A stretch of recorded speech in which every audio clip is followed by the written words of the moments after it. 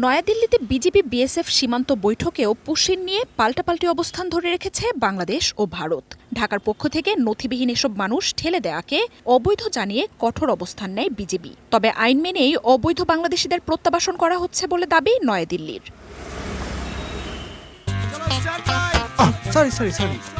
লাইফে কখন কি হয় গ্যারান্টি আছে, তাই ইন্স্যুরেন্স করুন সিটি ব্যাংকে, কারণ ইন্স্যুরেন্স করলে সিটিতে সুরক্ষা পাবেন নিশ্চিতে।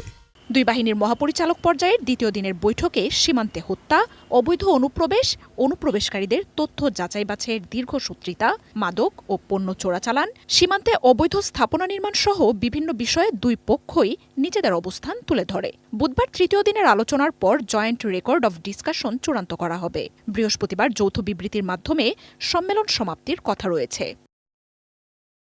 এর আগে মঙ্গলবার ভারতের পররাষ্ট্র মন্ত্রণালয়ের ব্রিফিংয়েও অবৈধ বাংলাদেশিদেরই পুশিন করা হচ্ছে বলে দাবি করেন মুখপাত্র রণধীর জয়সওয়াল। দেশটিতে অবৈধভাবে বসবাস করা নাগরিকদের বিরুদ্ধে সংশ্লিষ্ট আইনে ব্যবস্থা নেয়ার হুঁশিয়ারিও দেন তিনি।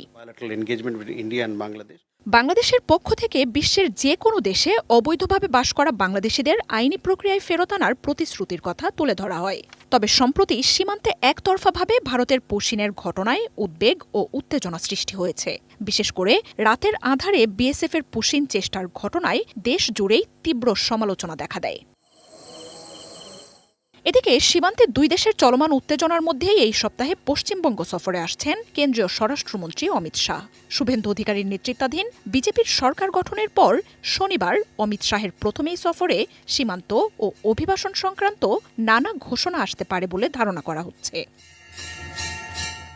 অমিত শাহের সফরকে ঘিরে সীমান্তে বেড়া নির্মাণ প্রকল্প, অনুপ্রবেশ সহ বিভিন্ন বিষয়ে আলোচনায় দিল্লিতে পশ্চিমবঙ্গের শীর্ষ কূটনীতিক ও আইনশৃঙ্খলা বাহিনীর কর্মকর্তাদের ডেকে পাঠিয়েছে কেন্দ্র সরকার। এরই মধ্যে বেড়া নির্মাণের জন্য বিএসএফকে ৩১ একর জমি হস্তান্তরের পর স্থায়ী আউটপোস্ট ও কাঁটাতারের বেড়ার জন্য নতুন করে বাড়তি জমির অনুমোদন দিয়েছে শুভেন্দু সরকার।